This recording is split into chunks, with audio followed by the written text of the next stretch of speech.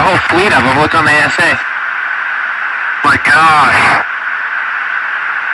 They're all going against the wind. The wind's 120 knots from the west. Look at that thing, dude.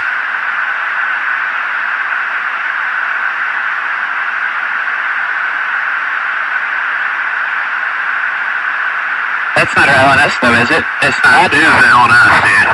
Well, if there's like... Look at that thing. It's rotating.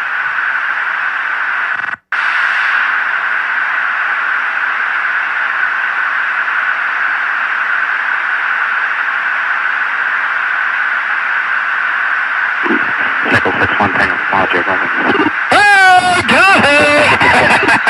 Woohoo! Roger, there's troubleshooting to Did you box moving target? No, I took an auto track. Oh, okay. Oh my gosh, dude. Wow, look at that, man.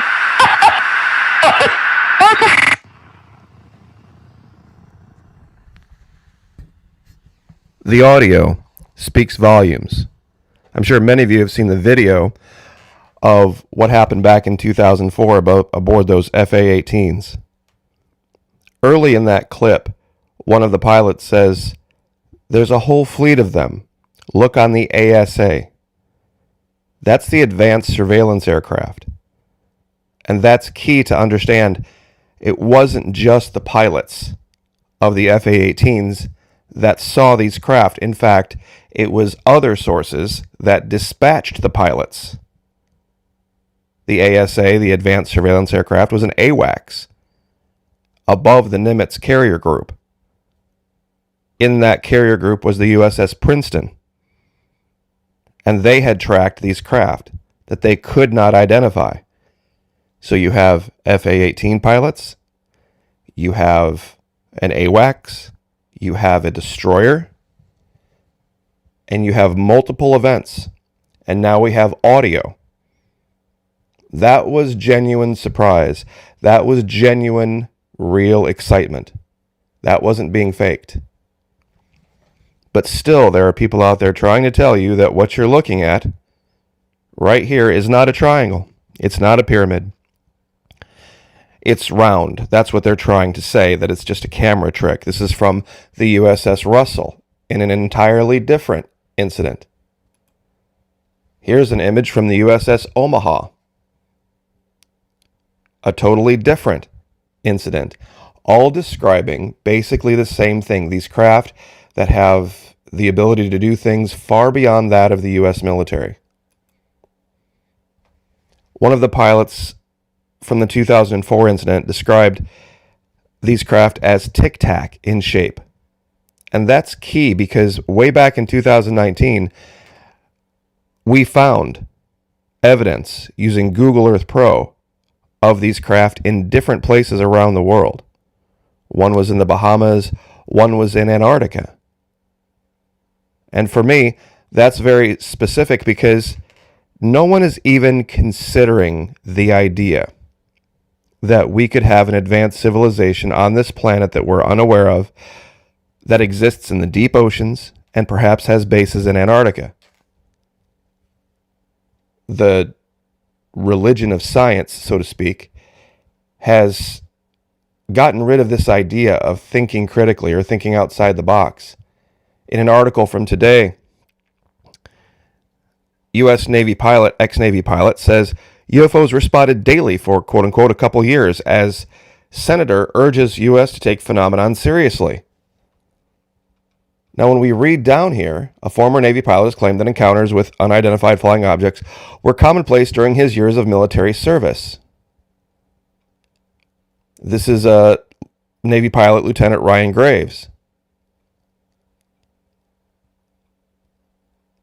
According to Graves, pilots believe that the puzzling objects are either secret U.S. technology, high-tech surveillance vehicles operated by U.S. adversaries, or something not from Earth. He said, however, that he thought the most likely explanation was that the unidentified objects were from a quote-unquote threat observation program. No one is seeing this. Now, this is one of my videos from October of 2019. The real story is what they are getting rid of, that we have documented. There used to be a Wikipedia page that said USS Nimitz UFO incident. That page has been scrubbed. We did, however, capture it in the video back in October of 2019, and what was said. They've scrubbed the information, and they have basically summarized it. One of the fighter pilots said that a few seconds later they noticed an unusual object hovering with erratic movements about 50 feet, 15 meters above the churning water of the ocean, describing the object as a large, bright white tic-tac, 30 to 46 feet long, 9 to 14 meters, object with no windshield or porthole, no wing or empennage, and no visible engine nor exhaust plume. When they attempted to get closer, the thing took off out of sight and left the AO in less than 2 seconds. I'll give you a link to this video and you can go through it, and in the description there are locations that you can look at on Google Earth Pro that show this stuff. Now this is the real key here. 40 feet long. Not even as big as the craft being flown by the pilots. We found this in Antarctica. Right here on the surface. This exact craft. And I'll go ahead and measure it again. We found another one like this in the Bahamas, but Google Earth Pro has scrubbed that one. Now we have this in meters, so we'll go ahead and measure real quick. And as you can see, 14 meters long, roughly. About 46 feet. This is exactly within the envelope of what was described by the pilots. Setting on the surface of Antarctica. And there are multiple locations for this as well. Another one that I had found in another video has been scrubbed. We'll fly over there real quick. This region is just off the Bahamas. Now, I know you're saying, well, wait a minute, Maquis, hold on. You're just showing us a giant patch of open ocean. How can you say something was there? Well, this exact location I will give you. And you can go here and see and confirm with Google Earth Pro that there is, in fact, nothing there. This was the imagery layer that I had used in the video, February and June of 2016. Now, let's go to my video from Christmas Eve, 2019. This exact location. There was this tic-tac craft on the surface of the ocean. Many said, Maquis, that could be a boat. It's only 40 feet long and it kind of looks like a boat. If that's the case, why did they scrub it? Why did they scrub it?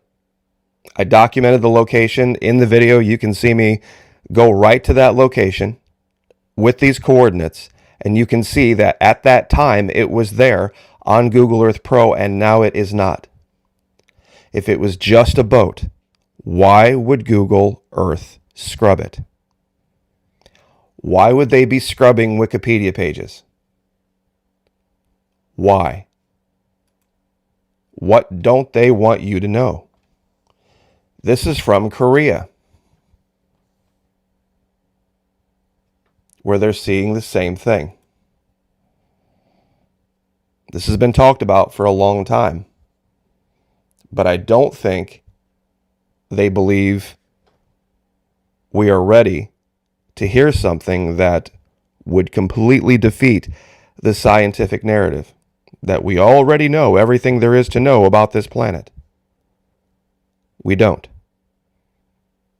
And if there was a rewriting of history this way, it would threaten those in power. And we've seen that narrative play out in a completely different topic, have we not? The establishment shoring up its power base and making sure it stays in power. The audio of this speaks volumes. These young pilots, when they saw what they saw, they were reacting in ways that you wouldn't expect if it was something that they had encountered before or that they had some understanding of. Whatever it was, it affected them, and you could hear it in the tone of their voice. These guys that go out on these destroyers and out on these ships for these long trips, they see stuff in the skies all the time. For them to get out a camera and record something, you know it's out of the ordinary. There are guys that have been serving on these ships for decades. And they can say, okay, yeah, that's this is another thing. For them to point a camera in the sky and say, I have no idea what that is, that's a big deal. That's a huge deal. Whatever is out there, it's beyond us, and it ain't coming from outer space. In almost every one of these cases, these ships are found at or near the surface of our oceans, our deep oceans. They don't have much footage from Antarctica itself, but I don't think that's an accident. I really don't. Because if there was a place these craft could go and remain undetected for long periods of time, the fifth largest continent on the planet, 97% unexplored, would be the place to go. And once again, you don't have to believe me on this. You don't have to believe me. I will give you the coordinates.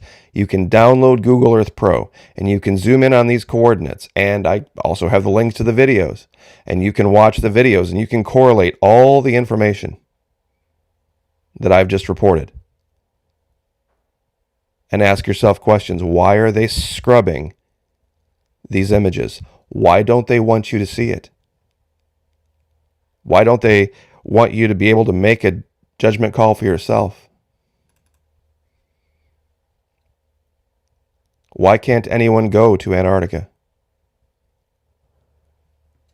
Why did they hide it in layers? You see, this is the June of 2016 layer of this region.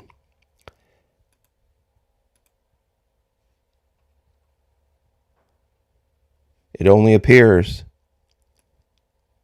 certain times, which would mean this isn't here. What you're looking at here isn't a permanent structure in Antarctica. It's not a mountain. It's not a piece of ice. Because according to them, it's all wind, ice, rock, and snow, and there's nothing down here, right? So if it was a giant piece of ice or a giant piece of rock, you would see it in multiple layers over and over and over again. Out on the frozen tundra, it wouldn't change, right? Why is it here sometimes, but not others? Here and gone. This was a very interesting layer that we tried to talk about too, where there's a source of light here. This is a picture that was taken in the evening of the same region, and there is this inexplicable flash of light right where this was.